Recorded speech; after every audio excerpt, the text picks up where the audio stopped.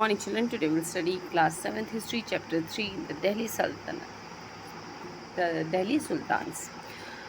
इसमें हमने पूरे रूलर्स के बारे में देखे जो 5 डायनेस्टीज से जिनसे मिलकर ये दिल्ली सुल्तान्स वगैरह बने थे, ये हमने देखा था। और हमने देखा कि किस तरीके से गैरिसन टाउन से लेकर इन्होंने पूरा अपने कंपायर बनाया, है ना। अब हम आज मस्जिद के बारे में पढ़ेंगे। मतलब जो भी धर्म आता था, जैसे पहले राजपूत धर्म आते थे, राजपूत डायनेस्टीज वगैरह थी, तो वो उन्होंने मंदिर वगैरह इस्टेब्लिश की ताकि मंदिर वगैरह बनवाए। अब जब दिल्ली सल्तनत का टाइम था, सुल्तान्स, इन्होंने मस्जिद बनवाई, है ना। तो देखिएगा, एक मस्जिद क्या, मैं बताती हूँ आपको।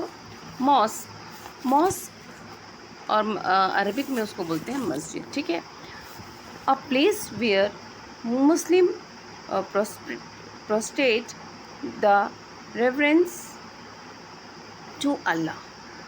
मतलब ऐसी जगह जहाँ पर मुस्लिम्स अपनी प्रोस्टेट मीन्स प्रोस्टेट मीन्स बोलना चाहिए, जैसे घुटनों के बल पे बैठ के अपनी भगवान को प्रेयर करते थे वो लोग, ठीक है। ऐसी जगह जहाँ पर वो अपने घुटनों के बल बैठ के अपने भगवान की पूजा करते थे, अपने अल्लाह को याद करते थे। इन कॉन्ग्रेंस इन कॉन्ग्रेंशनल मॉस्क, ये कॉन्ग्रेंशनल मॉस्क क्या होता है? मतलब वो मॉस्क जो आप जहाँ पे फ्राइडे, इसको फ्राइडे मॉस्क भी बोला जाता है। फ्राइडे मॉस्क ये मेन मॉस्क होता है इन द सिटी। ये जो इन कॉन्ग्रेंशनल मॉस्क क्या होता है, जैसे ये वर्ड देखिएगा, मैं आपको दिखा देती हूँ। देखिए, इन ये देखिए है इन कॉन्ग्रेशनल क्या होता है यहाँ पर, ये इसका मॉस्क मतलब क्या होता है, फ्राइडे मॉस्क भी बोलते हैं। ये सिटी में एक मेन मॉस्क होता है जहाँ पर फ्राइडे की prayer, where Friday commercial prayer is offered, also known as मस्जिद जानी और जामा मस्जिद। इसको या तो जामा मस्जिद बोला जाता है या फिर मस्जिद जानी भी बोला जाता है। यहाँ पे फ्राइडे के दिन प्रेयर ऑफर की जाती है, ठीक है। इन अ कॉन्ग्रेशनल मॉस्क, सिर्फ फ्राइडे मॉस्क भी बोला जाता है। यहाँ पे फ्राइडे के दिन की प्रेयर ऑफ़र की जाती है, ठीक है। और जो मॉस्क में क्या होता है, मुस्लिम रीड द प्रेयर। यहाँ पे मॉस्क में मुस्लिम जो होते हैं वो अपनी प्रेयर करने जाते हैं और यहाँ पर वो नमाज अदा करते हैं, ठीक है। नमाज अदा करते हैं सबको एक साथ मिलकर। और यहाँ पे ईमान इमाम मोस्ट रेस्पेक्टेड और learned man chosen for the rituals of the prayer. और यहाँ जो पूजा पाठ जो कराते हैं, जो पूजा करते हैं, प्रेयर कराते हैं, वो कौन होते हैं? इमाम। जैसे हम दूसरे कास्ट में देख लीजिए, जैसे क्रिश्चियन में फादर्स वगैरह होते हैं और हिंदू में आप पंडित को देख लीजिए। तो उसी तरीके से मुस्लिम्स में कौन होते हैं? इमाम होते हैं जो वो प्रेयर को अदा कराते हैं, ठीक है। रिचुअल्स परफॉर्म कराते हैं वो वहाँ की। He also delivers the sermon khutba during the Friday prayer. ये ऑफ़र करते हैं, देखो, डिलीवर्स द सेरेमन मतलब जैसे कि आप बोल सकते हैं khutba during the Friday prayer means आप जैसे प्रवचन वगैरह देते हैं ना, हम आप जाओगे कहीं मंदिर वगैरह में प्रवचन चलते हैं, धर्म के बारे में बताते हैं, तो उसी को बोला जाता है सेरेमन। और ड्यूरिंग द फ्राइडे प्रेयर वो कौन करता है? ये इमाम करते हैं, इमाम बताते हैं धर्म के बारे में। ड्यूरिंग प्रेयर मुस्लिम, और मेन बात है, देखिए, मुस्लिम जो होते हैं वो वेस्ट साइड को फेस करके खड़े होते हैं, ठीक है। किस तरफ देखते हैं? वो वेस्ट साइड। क्यों देखते हैं वेस्ट साइड में? क्योंकि वहाँ उनका पिलग्रिमेज प्लेस है जिसे हम कहते हैं मक्का, है ना।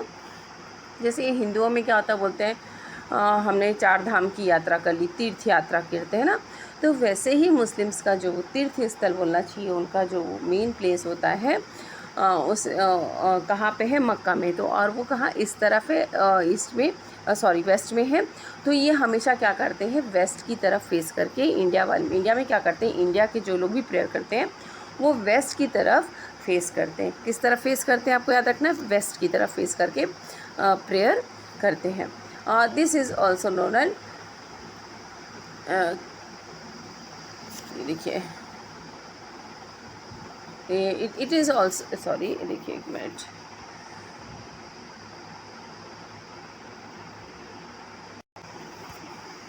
देखिए, during prayer Muslim stand facing Mecca, Mecca के साइड में फेस करके पूजा करते हैं, और इंडियन खासतौर पे किस साइड उनका फेस रहता है, वेस्ट के साइड में उनका फेस होता है, और इसे बोलते हैं, जो प्रेयर उस समय वो करते हैं उसे बोलते हैं किबला।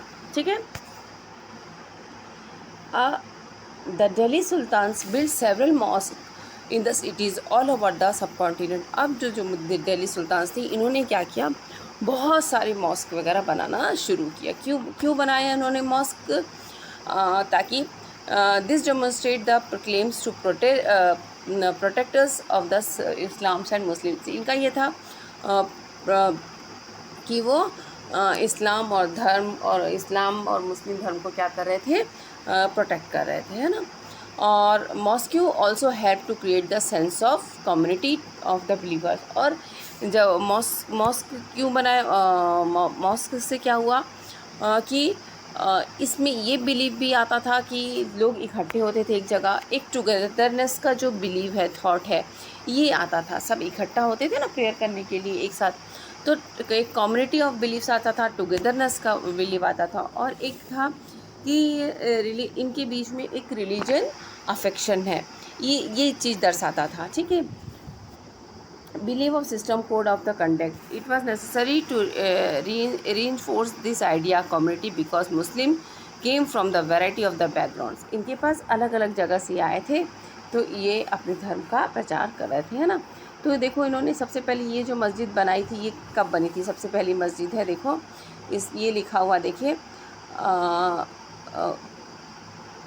कुवाते al Islam mosque and minaret built during the last decades of the 12th century. This was the congregational mosque, मतलब यहाँ पर वो फ्राइडे मॉस्क जिसको बोला, वो मॉस्क है ये, of the first city built by Delhi Sultans. First city built by Delhi Sultans है, described in the Chronicler as a Delhi a खुआना, और द ओल्ड सिटीज़ का मतलब होता है। ठीक है। The mosque was enlarge by the, इसको और बड़ा किसने बनाया? इल्तुतमिश ने बनाया, और अलादीन खिलजी ने इसको बड़ा बनाया।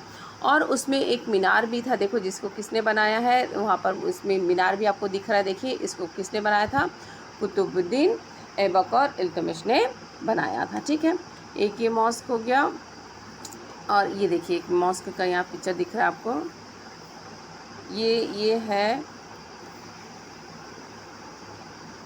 ये है Begumpuri mosque, built in the reign of Muhammad Tughlaq. किस समय बना था? मोहम्मद तुगलक ने बनाया था। ठीक है। Was the main mosque of, इसको क्या बोला जाता था? Jahanpanah, the main mosque of Jahanpanah, the century of the world. इसको इस तरीके से इसको क्या टाइटल दिया गया? Century of the world, mosque of Jahanpanah. ठीक है। ये कहाँ, ये कौन सा मॉस्क है? बेगमपुरी मॉस्क। ठीक है। His new capital in Delhi. ठीक है, दिल्ली में बनाया था बेगमपुरी मॉस्क। और उसके बाद देखिए कौन सा मॉस्क बना यहाँ पर, मौत की मस्जिद, built in the reign of Sikandar Lodi. इस किसने बनाया था? सिकंदर लोदी ने बनाया था। ठीक है।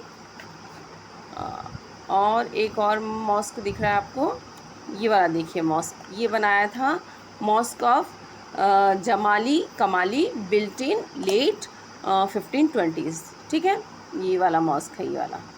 क्लियर? तो इसके बाद हम नेक्स्ट पार्ट में हम देखेंगे कंपैरिजन देखेंगे किसके बीच में, खिलजीज और तुगलक के बीच में। तब तक आप इस बुक को अच्छे से रीड आउट कीजिए। Good morning children, today will study class 7th history chapter 3 the Delhi sultans. Delhi sultans के बारे में देखा हमने अभी, इससे पहले वाली वीडियो में हमने मस्जिद के बारे में देखा था ना, किस तरीके से जो सल्तनत थे उस समय वहाँ पे किस तरीके से मस्जिद का निर्माण किया गया, कैसे बना, उनके प्रेयर को क्या कहते हैं, है ना, ये सब हमने देखा। अब हम देखेंगे, एक बार आप ये देख सकते हैं ना कि किसका टाइम पीरियड है। बेसिक हम इस टाइम पीरियड को पढ़ने वाले हैं, अलाउद्दीन खिलजी का टाइम पीरियड और आपका मोहम्मद तुगलक का टाइम पीरियड, इसको हम कंपेयर करने वाले हैं। तो इसके बाद ये दोनों टाइम पीरियड के बारे में हम पढ़ेंगे अभी। तो इसके बाद आपका आता है, देखिए अभी हम देखेंगे A closer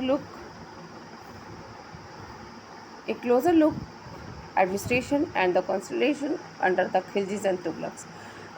खिलजीज और तुगलक के अंडर में किस तरीके से जो अपना पैर को मजबूत किया गया, किस तरीके से उनके अंदर में जो एडमिनिस्ट्रेशन था वो कैसा था, ये हम इसमें पढ़ेंगे। ठीक है। The consolidation of the kingdom as vast as the Delhi Sultanate need reliable governors and the administrators rather than appointing the aristocrats and landed chieftains as governors. The early Delhi Sultans, especially Iltutmish, offered their special slaves purchased for the military service called the बंदगान in the Persian. देखिए क्या हो रहा है यहाँ पे, जो ये जो टाइम पीरियड था इसमें हम क्या क्या चीज़ें देखेंगे, किस तरीके से उनके शासनकाल में कैसे चल रहा था खिलजी से तुर्कों को, ऐसा कंपेयर करने वाले हैं हमने, है ना। तो यहाँ पर हम देखेंगे कि रोल ऑफ स्लेव्स जो थे, किस तरीके से रोल ऑफ स्लेव्स रोल क्या था उनका। तो इसमें बता रहा है कि जो किंगडम था, the constitution of kingdom was vast as the Delhi Sultanat. तो ये जो मजबूत करने के लिए दिल्ली सल्तनत को अपने जो एरिया था, एम्पायर था, उसको मजबूत करने के लिए उनको क्या चाहिए था, अपना एक रिलायबल मतलब रिलायबल मीन्स विश्वास पात्र गवर्नर होना चाहिए, तो जो और एडमिनिस्ट्रेटर्स होने चाहिए जो उनके राजकाल को, वहाँ पे शासन को, वहाँ पे जो काम हो रहा है उसको अच्छे से संभाल सके। तो उनको एक विश्वास पात्र गवर्नर और एडमिनिस्ट्रेटर चाहिए था। अब इसके लिए उन्होंने रैदर देन अपॉइंटिंग उन्होंने क्या किया, उन्होंने क्या किया, जैसे कि हम बोलते हैं ना कि अरे जो अब जैसे अभी कोई गवर्नर है तो उसके बेटे को ही गवर्नर बना दो, फिर किसी अपने रिश्तेदार को ही किसी को गवर्नर बना दो। तो उन्होंने ऐसा नहीं किया। उन्होंने rather than appointing the aristocrats and the landed chieftains as a governor, उन्होंने क्या किया, जो अपने रूलिंग क्लास एरिस्टोक्रेट्स मतलब जो रूलिंग क्लास वाले हैं उन्हीं के इनहेरिटेड मतलब सबको देते जाए, उनके बेटों को दे दिया, उसके वंशज को दे दिया। और जो चिफ्टेंस थे, गवर्नर्स थे, जो लैंडलॉर्ड्स थे, जो चिफ्टेंस मीन्स जिनके पास बहुत ज़्यादा ज़मीन जायदाद होती है, चिफ्टेंस बोलते हैं ना, जिनके पास बहुत ज़्यादा ज़मीन होती है, तो उनको एज अ गवर्नर अपॉइंट नहीं किया गया। ठीक है। तो दिल्ली से उन्होंने क्या किया उस समय, दिल्ली सुल्तान स्पेशली इल्तुतमिश थे, उन्होंने क्या किया, उन्होंने जो उनके स्लेव्स थे, their special slaves purchase for the military service और बंदगाना, उन्होंने अपने जो स्पेशल स्लेव्स थे जिसको उन्होंने ले लिया था कि अब तो मेरा सारा काम देखोगे, तो उनको उनको मिलिट्री काम के लिए उन्होंने ले लिया उसको। ठीक है। और उन्होंने किसी भी रूलिंग क्लास के या बड़े आदमी को गवर्नर नहीं बनाया, उन्होंने जो उनके गुलाम थे उनको ही गवर्नर बनाना चाहते थे। कौन? इल्तुतमिश। ठीक है, ताकि वो रिलायबल रहे, विश्वास पात्र रहे उनके। और इस चीज़ को जो स्लेव्स को परचेज़ करते थे फॉर मिलिट्री सर्विसेज, उसको बोला जाता है बंदगाना। क्या बोला जाता है उसको? बंदगाना। ये याद रखिएगा ना, यहाँ पे लिखा बंदगाना। इन पर्शियन लैंग्वेज में उसका वर्ड है बंदगाना। They were carefully trained to the man some of the most important political offices in the kingdom, और इनको बहुत अच्छे से ट्रेन किया जाता था। ठीक है। एन इम्पॉर्टेंट पॉलिटिकल ऑफिस वगैरह में इनको अपॉइंट किया जाता था और बहुत ही इनको ट्रेंड किया जाता था। Since they we are totally dependent, और ये इनको स्लेव्स को क्यों देते थे? ये किसी अच्छे पढ़े लिखे व्यक्ति बोलना चाहिए, या जो पहले से रूलिंग क्लास वाले हैं और आपके जिनके पास बहुत ज़्यादा प्रॉपर्टीज़ वगैरह, उनको नहीं देते थे। लेकिन ये क्या करते थे, किसको गवर्नर बनाना चाहते थे? ये जो उनके स्लेव्स हैं। क्यों? क्योंकि जो ये स्लेव्स रहेंगे, क्योंकि ये टोटली इनके ऊपर डिपेंडेंट रहते थे, है ना, टोटली। अब जो मालिक कहेगा वो ये पूरा काम करते थे, है ना। Since they we are totally dependent upon their master the sultan could trust and rely upon them, और उनका कहना था कि ये टोटली हम पे डिपेंड रहते हैं और इसलिए हम उन पर ट्रस्ट कर सकते हैं, भरोसा कर सकते हैं। ठीक है। अब the Khiljis and the Tughlaqs continue to, अब जब खिलजीज और तुगलक्स आए, है ना, जब इनका टाइम पीरियड आया तो इन्होंने इसको कंटिन्यू रखा। किस चीज़ को? ये बंदगाना को, कि मीन स्लेव्स को ही अपना गवर्नर्स बनाते हैं। And also raised people to the humble and raised people of the humble birth who were often their clients. और कुछ लोग ऐसे थे और उन्होंने bandagan and also raise the people of the humble birth who often their clients to high political positions. They were appointed as the generals and the governors. However, they also introduced an elements of the political instability. अब क्या हो रहा था कि इन्होंने क्या किया, इन्होंने भी किसको, तुगलक लोगों ने भी क्या किया, एज अपॉइंटेड बंदगाना में इन्होंने अपना अपॉइंटेड एज जो बंदगाना थे, स्लेव्स थे, उनको ये अपना जनरल और क्या गवर्नर अपॉइंट करने लगे।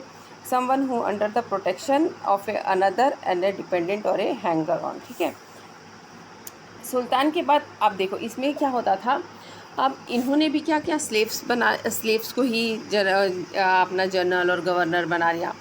लेकिन इसमें एक प्रॉब्लम आती थी। इसमें क्या प्रॉब्लम आती थी, क्योंकि यदि मान लो जब सुल्तान मर जाता था या राजा मर जाता था तो उसके बाद उसकी गद्दी में कौन बैठेगा, ये चीज़ें थोड़ी इंस्टेबिलिटी होती थी। और however this was also introduce an element of political. ये जो कारण हो था जब स्लेव्स को ही देते जा रहे थे, तो इसके कारण क्या हो रहा था, पॉलिटिकल इंस्टेबिलिटी आ रही थी। तो समझ ही नहीं आता था कि सुल्तान के बाद कौन राजा बनेगा और इसके बाद कौन क्या काम करेगा, है ना। इसलिए क्या ज़रूरी है कि जो स्लेव्स के बाद जो वो गवर्नर्स का पद संभाल रहे थे उसके बाद भी वो ही पद संभालें। तो थोड़ा सा क्या हो रहा था, पॉलिटिकल इंस्टेबिलिटी आ रही थी वहाँ पे। Slaves and clients were loyal to their master and patrons. जो स्लेव्स थे, जो क्लाइंट्स मतलब क्लाइंट्स का मीनिंग है someone who is under the protection of another dependent on hanger on, जो किसी पे डिपेंड होता है, क्लाइंट्स, है ना। तो ये क्या थे, दोनों ये लोग क्या थे, लॉयल थे मास्टर के प्रति। और पैट्रन्स मतलब जैसे कि आने वाले वंश, है ना, आने वाले वंश जिसको बोलते हैं, जो आने वाले हैं, उनके जो स्लेव्स और क्लाइंट्स रहते थे वो अपने मास्टर के प्रति, और जो पैट्रन्स है उस पर लॉयल रहते थे, उनके प्रति ईमानदार रहते थे, लेकिन but not on their heirs. But लेकिन जो उनके देखिए जैसे कि इल्तुमिश है, इल्तुमिश ने किसी को स्लेव रखा एज अ गवर्नर और किसी स्लेव को एज अ गवर्नर और जनरल रख लिया। तो ज़रूरी नहीं है जब रज़िया बनी तो रज़िया के स्लेव्स अलग होंगे, रज़िया किसी और को रखेगी, उसके हिमायती, उसके कुछ कॉन्फिडेंशियल अलग होंगे इल्तुमिश से। तो यदि इल्तुमिश का जो स्लेव्स है वो ज़रूरी नहीं है कि वो रज़िया के ऊपर भी वो उतना ही लॉयल हो उसके प्रति, है। तो slaves and clients were loyal to their master and the patrons, ठीक है, but not on their heirs, पर उनके हायर्स पे नहीं, जो आने वाले हैं उन पे उनके आने वाले जो वंशज होंगे तो उन पे वो पैट्रन्स मीन्स आप बोल जानते हैं जिसके शरण में है ना, जैसे जो मास्टर है, और पैट्रन्स मीन्स जिनके शरण में है वो लोग, तो उसके प्रति तो वो लॉयल रहते हैं। लेकिन ऑन देयर हायर्स मीन्स मैंने बताया उनके आने वाले वंशज पे भी वो लॉयल रहेंगे, ये हम गारंटी नहीं दे सकते थे। जैसे इल्तुमिश और रज़िया का बताया, जो इल्तुमिश का स्लेव्स होगा वो ज़रूरी नहीं है कि वो इल्तुमिश के प्रति लॉयल है, लेकिन रज़िया के प्रति होगा, ये हम नहीं बोल सकते थे। New sultans had their own servant, क्योंकि जो नए राजा बनेंगे, सुल्तान बनेंगे, उनके पास तो उनके स्लेव्स खुद होंगे। As a result the accessions of a new monarch often saw conflict between the old and the new nobility. अब इसमें क्या होता था, जो नोबेलिटी मतलब जो राजा के साथ काम करते हैं वो नोबलमैन्स, तो उनके बीच में और पुराने जो लोग रहते थे उनके बीच में कॉन्फ्लिक्ट्स हो जाते थे, ठीक है, झगड़े हो जाते थे। The patronage of this humble people by the Delhi Sultans was shocked many elites, and the authors of the Persian Tariq criticized the Delhi Sultans for appointing the low and the base born to the high offices. अब इसके कारण क्या हुआ कि जो बहुत सारे लोग जो थे, जो उनके शरण में थे, और patronage of humble people by Delhi sultans also shocked, और जो इलाइट्स जो थे, जो पढ़े लिखे लोग थे, इलाइट्स थे, और आप बोलिए जो ऑथर्स थे, वो जो तारीख लिखते थे, तारीख है ना, पर्शियन लैंग्वेज में तारीख लिखते थे, उन्होंने क्रिटिसाइज़ किया, वो अगेंस्ट में गए, किसके, कि जो दिल्ली सल्तनत जो है जो सुल्तान जो हैं वो क्या करते हैं, स्लेव्स को अपनी जो गवर्नर्स वाली पद गवर्नर है ये सब बनाते हैं, जनरल और गवर्नर एडमिनिस्ट्रेशन के लिए। तो उन्होंने इस चीज़ का पूरा अपोज किया कि उनको क्रिटिसाइज़ किया कि criticise the Delhi sultans for appointing the low and base बॉन्ड टू द हाई ऑफिस। जो उनका कहना था जो नीचे तबके के लोग हैं, जैसे कोई बार्बर है, कोई कुक है, कोई दुकान में काम कर रहा है, ऐसे लोगों को उठा के वो हाई ऑफिसेस में बैठा देते हैं। तो इसका उन लोगों ने अपोज किया। इलाइट्स और आपके जो ऑथर्स थे उन्होंने बहुत इसका अगेंस्ट किया। तो उसमें हम लोग को एक इसमें देखिए यहाँ ऑफिशियल्स ऑफ सुल्तान, देखिए इस समय सुल्तान मोहम्मद तुगलक के जो ऑफिस में कौन कौन था देखिए थोड़ा। मोहम्मद तुगलक अपॉइंटेड द अजीज़ खुमार वाइन डिस्टिलर, मतलब जो वाइन शॉप में काम करता था। फिरोज़ हज़ाम बारबर था। मनका तबाक कुक था वो। एंड टू गार्डनर्स थे, लादा और पीरा। इनको उठा के उसने हाई एडमिनिस्ट्रेशन में बैठाया था पोस्ट में। किसने? मोहम्मद तुगलक ने। ठीक है। Ziauddin बरबनी, a mid-14th century consular, reported their appointment as a sign of the Sultan's loss the political judgment and the incapacity to rule। अब ये तो देखो, और ये जो ज़ियाउद्दीन कौंसलर थे उन्होंने बरबानी, उन्होंने क्या किया, इसका अगेंस्ट किया, क्रिटिसाइज़ किया कि जो राजा इस तरीके से छोटे लो एंड बेस बॉन्ड को क्या करते हैं, एडमिनिस्ट्रेशन संभालने के लिए दे देते हैं, ये गलत है। उन्होंने भी क्रिटिसाइज़ किया था इसका। ठीक है। तो हमने देखा कि इसमें किस तरीके से उस समय स्लेव्स को बहुत इम्पोर्टेंट दिया जाता था। अब हम देखेंगे कि एकता क्या होता है। एकता, ठीक है। जैसे कि कुछ मान लीजिए ये किंगडम है, ये क्या हमारा किंगडम है। किंगडम में क्या होता है कि कुछ छोटे छोटे में यहाँ पर एक छोटा सा मान लीजिए इलाका है। ठीक है। यहाँ जो this lands we are called, ये जो छोटे छोटे लैंड है इसको हम क्या कहते हैं, एकता बोलते हैं। क्या कहते हैं?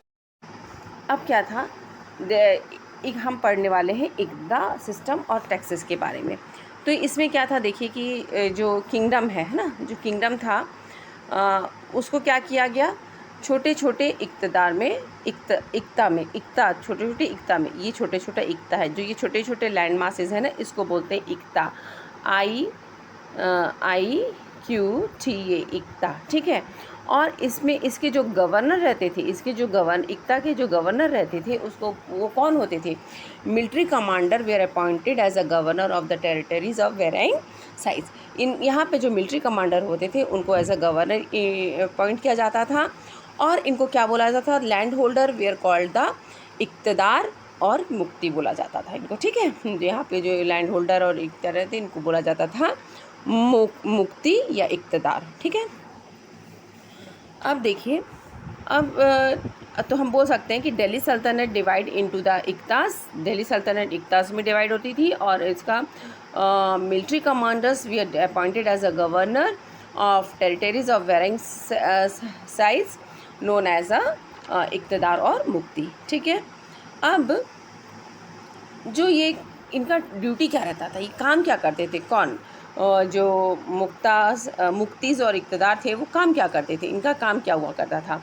इनका काम था, सबसे पहले काम था कि लॉ एंड ऑर्डर मेंटेन करना। इनका काम था सबसे पहले कि लॉ एंड ऑर्डर मेंटेन करते थे ये। यहाँ campaigning, the duty of muqtis was lead military campaignings and maintaining law and order in the iqtas. Iqtas में मिलिट्री कैंपेनिंग करना और क्या है उन पे वहाँ पे लॉ एंड ऑर्डर मेंटेन करना, ये उनका काम था। और इनको ये भी काम था कि ये क्या करे, टैक्स कलेक्ट रेवेन्यू। ये they were giving the right to collect revenue, ये रेवेन्यू कलेक्ट करने का भी काम करते थे। और ये क्या करते थे, और ये क्या करते थे, they paid the salary to the soldier out of this. और जो ये टैक्स कलेक्ट करते थे, जो पैसे आते थे उससे क्या करते थे, इसमें से कुछ अमाउंट वो किसको देते थे, सोल्जर को एज अ सैलरी के रूप में उनको पैसे दिया करते थे। ठीक है। अब देखो, अब ये मुक्ति बोलिए, इक़्तिदार बोलिए, तो इनके काम को भी अब क्या है, सुपरवाइज़ करना ज़रूरी है, कंट्रोल करना ज़रूरी है। नहीं तो ये अपनी मर्ज़ी से कुछ भी करेंगे, है ना। तो इनके ऊपर कंट्रोल रखना भी ज़रूरी था। तो इक़्तिदार वाज वेरी मच रिक्वायर्ड, इनके ऊपर कंट्रोल रखना बहुत ज़रूरी था। तो इसके लिए क्या किया होगा, तो कौन कौन से मीन्स इस्तेमाल किए गए। Iqtadar were controlled by the following means, कौन कौन से तरीके से इन पे कंट्रोल किया गया। जैसे their office was not inheritable, उनकी जो ऑफिस होती थी वो नॉट इनहेरिटेबल, मतलब ये नहीं था कि वंशज नहीं था कि जिसको मुक्ति बना दिया या इक़्तिदार बना दिया वो अब उसके अगले साल कौन बनेगा, यदि वो नहीं रहेगा तो उसका बेटा बन जाएगा, फिर उसका बेटा बन जाएगा, ऐसा नहीं था। ये नॉट इनहेरिटेबल, ठीक है। They were assigned iqtas for the short period of time, और इनको क्या था, इक़्तिदार को ये बहुत शॉर्ट पीरियड ऑफ टाइम के लिए अपॉइंट करते थे, short period of time before being shifted. और क्या करते थे, और इनको ट्रांसफ़र ऑफ इक़्तिदार, इनका ट्रांसफ़र वगैरह भी हो जाता था, ठीक है। This harsh conditions of service were rigorously imposed during the reign of Alauddin Khilji and Muhammad Tughlaq. Accountants were appointed by the state to check the, अब देखिए, अब ये जब during the reign of Alauddin Khilji, और हम उन्हीं का समय काल पढ़ रहे हैं, अलाउद्दीन खिलजी और मोहम्मद तुगलक का। तो इनके समय में ये जो कंट्रोल था ये बहुत ज़्यादा स्ट्रिक्ट था। जैसे इक़्तिदार पे कंट्रोल तो हमने बताया किस तरीके से कंट्रोल किया जाता था इक़्तिदार पे, लेकिन जब अलाउद्दीन खिलजी और मोहम्मद तुगलक का समय था, उस समय ये जो रूल थे, रेगुलेशंस थे बोलिए, वो कंट्रोल जो था वो बहुत ज़्यादा ही स्ट्रिक्ट था। Accountants were appointed to check the, इसके लिए वो क्या करते थे कि अकाउंटेंट्स वी आर एडॉप्ट, वो अकाउंटेंट्स को क्या करते थे, अपॉइंट करते थे, और to check the amount of revenue collected by the muqtis और इक़्तिदार। जो मुफ्तीज़ और इक़्तिदार जो टैक्स कलेक्ट करके लाते थे, उसके लिए ये लोग क्या करते थे, एक अकाउंटेंट रखते थे ताकि वो चेक करे कि कितना अमाउंट वो लोग कलेक्ट करते हैं, ठीक है। It was strictly observed that the muftis or iqtidar collect only the tax prescribed by the state and kept the required number of the soldiers। और ये देखा जाता था कि ख़ास तौर पे ये बहुत ध्यान दिया जाता था कि जो मुफ्ती है कि वो खाली टैक्स वहाँ से कलेक्ट करे जहाँ से जो कंट्री है, जो स्टेट है, जितना उनको बोला गया है, प्रिस्क्राइब किया गया है कि इतना ये करना है, यहाँ से टैक्स लेना है, इतना ही टैक्स लेना है, तो वहीं से ही टैक्स लें और उतना ही लें। And he have to keep required for the number, और जितने नंबर ऑफ़ सोल्जर्स बोले जा रहे हैं उतने नंबर ऑफ़ सोल्जर्स को उनको रखना होता है। ऐसा नहीं कि वो बहुत सारे, अब इनको कंट्रोल दे दिया गया, टैक्स कलेक्ट कर रहे हैं, सब कुछ पावर आ गया इनके हाथ में, और लास्ट में ये क्या, बहुत सारे सैनिकों को अपने अंडर में रख लिया और पता चल रहा है कि दूसरों पे कब्जा कर लिया। तो इसलिए वो इतना कंट्रोल रखते थे कि वो बोला कि जितना नंबर ऑफ़ सोल्जर्स हम बोल रहे हैं उतना ही उनको रखना है, उससे ज़्यादा नहीं रखने को मिलता था, ठीक है। तो ये जो स्ट्रिक्टनेस था, कंट्रोल था, ये अलाउद्दीन खिलजी और मोहम्मद तुगलक के समय में बहुत ज़्यादा स्ट्रिक्ट था, ठीक है। अब हम देखते हैं, as the Delhi sultans brought the hinterland of the cities under their control, they forced the landed chieftains, the Samanta aristocrats and the rich landlord to accept their authority। अब ये जो मान लीजिए मैंने बताया था, ये जैसे ये गैरिसन यहाँ पर एक दिल्ली में है और यहाँ पर एक बंगाल में गैरिसन था उनका, दिल्ली सुल्तान का। तो अब इन्होंने क्या किया, जो यहाँ से हिंटरलैंड बताया था, जो यहाँ की गैरिसन के बीच की जो जितने जगह जो रहता है, ये सब एरिया है ना, उनके आसपास का एरिया, जो जहाँ पे गैरिसन है उसके आसपास का जो एरिया है उनका, उनके उसको ये एडजेसेंट बताया था। हिंटरलैंड मतलब क्या था, adjacent, the land adjacent to the city, है ना। तो ये सिटी के आसपास जो लैंड है ये, अभी जब इन्होंने इस पे हिंटरलैंड ऑफ द सिटीज़ पे कंट्रोल कर लिया, पहले तो नहीं था, पहले सिर्फ गैरिसन में ही कब्जे थे, लेकिन फिर इन्होंने धीरे धीरे इसके आसपास की जगहों को भी इन लोगों ने कब्जा में करने लगे, कौन, दिल्ली सुल्तान्स। तब ये क्या चाहते थे कि जो इनके चिफ्टेंस हैं, मतलब चिफ्टेंस मतलब जिनके पास बहुत ज़्यादा ज़मीन है, सामंताज, आपको पता है छोटे छोटे सामंता लोग रहते थे, तो जो सामंताज हैं उनको क्या किया जाए, जो रूलिंग क्लास है ना, सामंता जो ruling aristocrats means ruling class, है ना।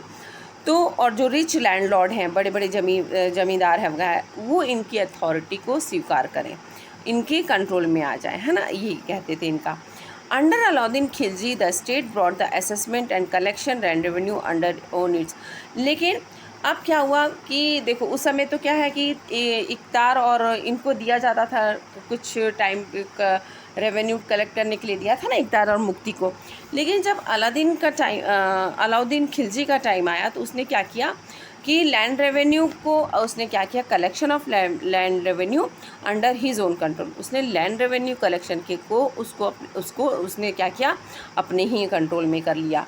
The rights of local chieftains to the levy taxes we are cancelled and they have also force to pay taxes. और जो लोकल चिफ्टेंस थे और इनको इनके ऊपर भी जो था मतलब इनको कलेक्ट करने का जो राइट था इनके पास टैक्स को, वो कैंसिल कर दिया गया और उनसे भी कहा गया कि आप भी टैक्स पेड करो।